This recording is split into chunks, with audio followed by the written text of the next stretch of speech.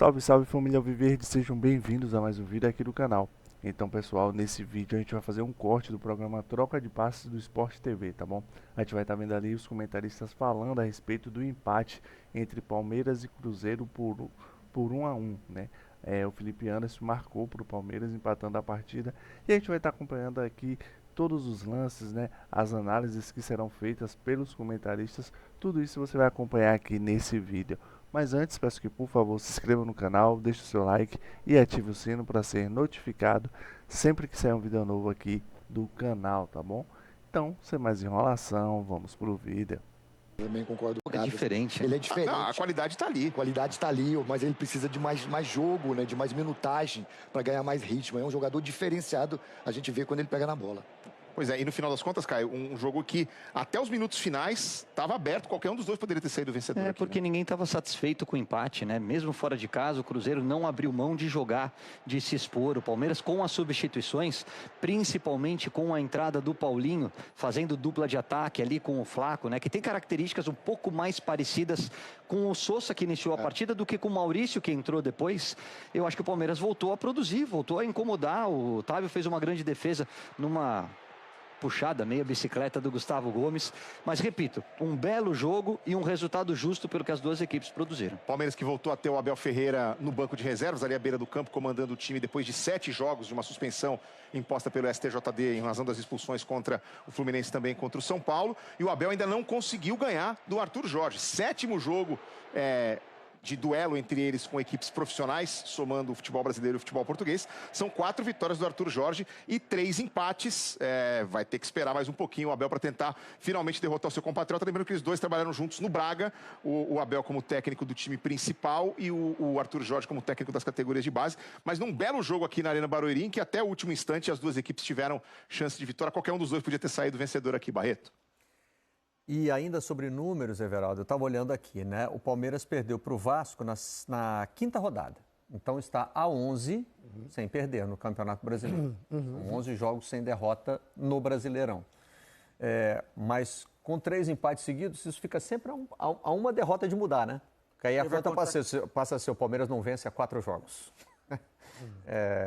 Então é sempre assim, com base E você tinha mencionado a história do mandante. Você tinha mencionado a história do mandante. O Palmeiras vai completar 1 ano sem perder como mandante no Campeonato Brasileiro. O último time a ganhar do Palmeiras na condição de visitante foi o Flamengo, em maio do ano passado. Como o Palmeiras na próxima rodada joga no Maracanã e vai ser mandante de novo só lá no último final de semana de maio, diante da Chapecoense, o Palmeiras vai inteirar 1 ano dentro do Campeonato Brasileiro sem perder como mandante, seja no Allianz Parque, seja aqui na Arena Barueri, que hoje mais uma vez foi opção porque o Allianz Parque estava recebendo um show do Korn que tocou na festa de casamento do Paulo Nunes. Ô, Barreto, você me permite bem rapidinho? Claro. O único lado ruim do empate é que os dois tabus não caíram, né? O Cruzeiro, que não vencia o Palmeiras há 12 anos, continua sem vencer. E o Abel, que não vencia o Arthur Jorge, nunca venceu na carreira, também continua com esse tabu. Mas pensar pro lado positivo, né? Pro copo Pensei que você ia falar do Korn. Eu não fui convidado. Nem eu. Você foi? Não, era bem fechada. O Palmeiras hoje, pro copo cheio, chega a 17 jogos sem perder. É isso, são 17. Desde essa derrota para o Vasco na quinta rodada. No Brasileiro são 11, mas aí tem Copa do Brasil, tem Libertadores. Então, no total, 17 jogos de invencibilidade do Verdão, somando todas as competições. Na minha festa de 51 anos, vocês estão convidados, tá? Acho bom. Quem vai ser a atração musical? Eu não sei, mas vai ser coisa. Não vai ser o Core, porque eu não tenho o poder do Paulo Nunes, né? Olha, Deus castiga, hein, Caio? Paulo, vai descansar, hein, Paulo? Pode deixar, meu garoto. Bom retorno para você, né? Vamos ver, né? Se a drenagem das estradas de Barueri é tão boa quanto a do campo, né? Para vocês poderem conseguir voltar para casa. Eu vou procurar um aplicativo de gôndola aqui para ver se eu consigo voltar para casa, tá, amigos? Boa noite. Tchau, gente. Tchau, bom retorno para vocês. Mas é curioso isso, né? Estava olhando como tudo pode mudar com um resultado negativo. Estou imaginando aqui o pior cenário possível para o torcedor do Palmeiras, tá? Claro que pode ser também o melhor possível. Pode ser, por exemplo, o Flamengo perder ponto nessa rodada e o Palmeiras ganhar do Flamengo no Maracanã e aí, né, ampliar a distância. Até porque ele fecha com a Chapecoense em casa antes da paralisação. Então, é um jogo com muita probabilidade de vitória, né? Vamos lá, vamos imaginar o primeiro cenário, o melhor cenário primeiro para não, né? para não parecer Isso que é a gente está trauma. secando. Vamos lá, se o Flamengo não ganha o jogo atrasado, contra o Mirassol no Maracanã, Que não está marcado. Né? que não se sabe nem quando é, mas só para situar no universo da próxima rodada. É porque o Flamengo vai para a paralisação com 17 jogos. Tá, mas vamos imaginar que ao fim de uma hipotética, né, 17ª rodada, com todos os jogos realizados, o Flamengo pare nesses 30 pontos aí, né? Perdendo do Atlético Paranaense amanhã, perdendo do Mirassol o jogo atrasado e perdendo do Palmeiras. A diferença pode chegar a 8 pontos. Sim, aí é muita coisa. Para o que é o campeonato, porque são os dois times, é muita coisa. Agora, no pior cenário para o Palmeiras, o Flamengo, em vez de perder esses 3 jogos, ganha os 3. E aí abre 4. O jogo de amanhã ganhou uma importância grande, porque quando você tenta perseguir um time que vai deixar pelo caminho poucos pontos, e esse time tem 3 empates seguidos, 3 jogos seguidos sem vencer, o que é uma coisa que dificilmente vai acontecer muitas vezes ao longo da campanha, se é que vai se repetir, você precisa usar esse período para diminuir a diferença. Senão, fica muito mais difícil pegar, né? Então, o Flamengo amanhã tem uma chance inclusive, aí criar para ele, já que a gente está fazendo exercício, criar para ele o melhor dos cenários. Porque se ele ganha o jogo, vai a 33, ganha do Palmeiras no Maracanã, aí ele pode ir para a paralisação à frente em pontos e com os jogamentos. Ah, verdade. Né? Aí é o outro lado da moeda, que é o melhor cenário para o Flamengo.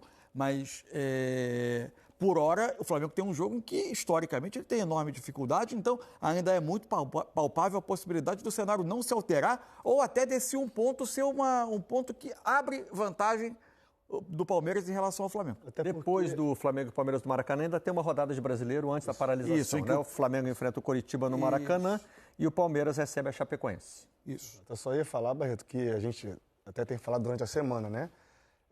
Pós-Copa do Mundo é um outro campeonato. Por mais que já tenha quase a metade, vamos dizer assim, da competição tenha sido realizada, é um outro campeonato, é uma outra janela. Podem sair, podem chegar jogadores, tem a volta dos jogadores da Copa do Mundo. Então, assim, você sair, mesmo que seja um ponto que o Mansur citou, em vantagem nessa parada da Copa do Mundo, para quem for essa vantagem de 2 pontos, de 1 ponto, de 3, enfim, é uma vantagem considerável pensando no novo campeonato que teremos depois da Copa do Mundo. Se você pensar, a gente vai, aparentemente, estou olhando aqui, estava consultando por causa do calendário.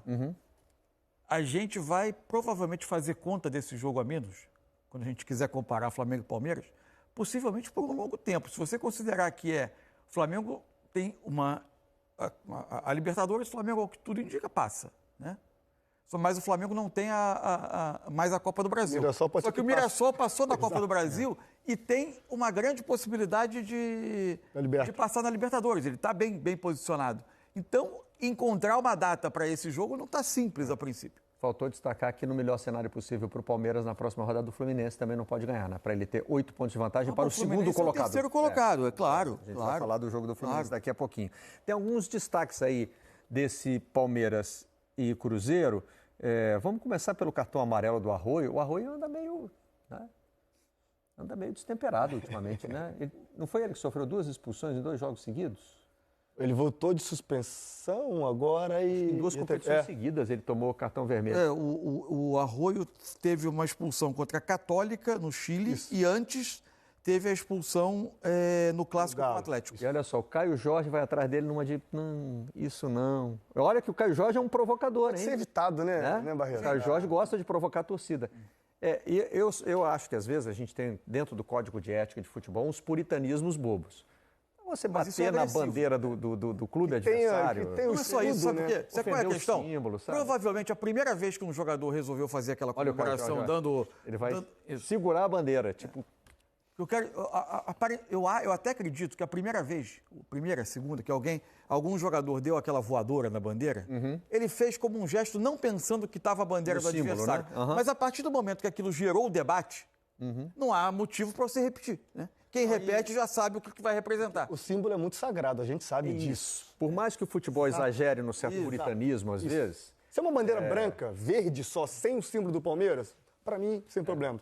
Mas quando tem um símbolo, o escudo da equipe o símbolo ali... É importante. A gente vê quantas vezes os jogadores indo na Champions, por exemplo, vai aquecer ou vai chegar no estádio, dá a volta no escudo adversário. O respeito que isso, o futebol, né, nos ensina. Sim. Então não precisa dar esse tapa. Até porque era um cartão no primeiro tempo, bobo. Se tivesse que parar um contra-ataque de alguém que ia escapar, ia ser expulso de bobeira e ia deixar o time... Pois é. Bom, e o Palmeiras preocupado aí, né? A gente já destacou aqui a saída do Sousa, que teve impacto nesse jogo, né? E o Felipe Anderson também sentiu aí a posterior da coxa esquerda. Foi substituído no fim do primeiro tempo. Porque você já é um setor ofensivo, que tem o Vitor Roque em recuperação, o Paulinho, que ainda não é um jogador que se pode usar por uma quantidade grande de minutos. Agora, Sousa, que é o outro jogador que te ataca profundidade com muita força, que infiltra, mas o Felipe Anderson, aí começam a escassear as opções. Um contato pela frente, porque ele leva a mão na canela. Na passada, ele toma o contato no pé direito, mas quando ele firma o pé esquerdo parece que é o impacto no chão. O lance esse lance que provoca definitivamente a saída, o segundo, aquele é o primeiro, né, quando ele apoia o pé esquerdo no chão. O primeiro lance ele acaba saltando após tocar na bola, quando ele bate o pé esquerdo no chão, ele sente, tenta continuar, aí ele erra a bola. Aí agora ó, ele cai, parece que ele cai com o direito, mas o que está doendo mesmo é o pé esquerdo. Incomodando a esquerda. E a substituição, falando do Sousa ainda, a gente está vendo o Felipe Anderson sentindo, né? Ele lance típico da corrida, né? É aquele que a posterior dá uma... Olha lá, a gente percebe lá agora. Ele já desacelera, já coloca a mão na coxa. Deu aquela fisgada, né, Ramon? Exatamente, né? Aquele jacaré belisco ali, só aquele belisco ali. Mas, assim, em relação ao Sousa, a mexida, em tese, o Paulinho teria que entrar para ser esse companheiro do Flaco. Mas devido a estar voltando, toda essa questão de ter um cuidado na minutagem e no esforço que ele precisa fazer, acabou entrando o Maurício, que também, pô... Tá bem claro que é isso, né? Porque, assim, a diferença que o Paulinho fez no fim do jogo foi muito grande, né? Exato. Dá a sensação de que, obviamente, o Abel usaria mais tempo se pudesse, né? Claro. Isso está avisado pelo departamento médico e preparação que é para economizar. Até o próprio Paulinho disse que o foco dele mesmo de ter uma minutagem maior era pós-Copa do Mundo. Ele está participando dos jogos, tendo esse controle de treinamento e minutagem nos jogos, para na parada conseguir treinar, conseguir cada vez mais ter mais ritmo, né? Treinando, enfim, fazendo jogo-treino, para pós-Copa do Mundo ele já seguir aí, depende dele, da qualidade dele, do desempenho, para poder ser titular ou não. E é cruel porque o Abel vive dizendo ao Flaco que quer mais finalização, mais gol, embora ele venha sendo muito importante na assistência. Mas o casamento dele com uma dupla no Palmeiras quase sempre tem visto ele como um jogador que circula, auxiliado por um jogador que faz essa infiltração. E aí, primeiro o Vitor Roque, que sai de cena, aí o Sousa encaixa super bem. Agora, está lesionado, a gente não sabe como vai ser. E o Paulinho, que é o outro nome que faz muito isso, fez com o Hulk no Atlético, numa dupla que funcionou muito bem por isso. O Hulk saía e ele infiltrava. Ainda é um jogador que está, aos poucos, ganhando tempo. Então, fica um pouco de asa cortada, assim, o ataque do Palmeiras nesse ponto. E um jogo que não teve, assim, grandes questionamentos de arbitragem, né? Quando o árbitro ia errar... Exato. Ele foi socorrido. Ele pênalti que o Não dava para marcar. Não dava para marcar. A gente aqui sentado... Esse aí, né? Quer dizer, desnecessária, né? Eu falo dessa reação do Lucas Romero pedindo cartão pro Flaco, como se fosse encenação, simulação, mas não. Também não. Calma também. Né? Tira a bola, tem o toque, o Flaco, claro, vai valorizar, eu faria isso. E aí, mas não foi nada, foi toque na bola e vida que segue. Agora, só falando assim sobre o jogo em si... Não doeu, né? Do jeito que o Flaco caiu ali, parece que ele foi gravemente atingido. Não. Falando um pouco do jogo em si, para mim foi muito o jogo teve muito de um... Opa! Quem vai falar? É o Arthur Jorge, então vamos ouvir. Que já está preparado. Vamos antes da gente rodar os... Claro. E agora temos o outro treinador falando. Felizmente eu também me lesionei há 3 dias a jogar pádel, senão podia ser mais uma opção também para a frente, mas não vai dar porque também me lesionei na panturrilha, portanto... Olha, o que é que eu te posso dizer? Em relação a isso, eu acho que não há novidades para ninguém. O futebol brasileiro é assim, mas é de hoje e vai continuar a ser se ninguém cuidar. Não sei qual foi a gravidade do Sousa, mas sei que é um jogador que pode estar presente na seleção. E, portanto, eu tanto olho para a seleção de outros países como olho para a seleção brasileira. Portanto, eu acho que temos que perceber que nestes dois meses são muitos jogos seguidos, pouco tempo de recuperação. Às vezes campos extremamente pesados.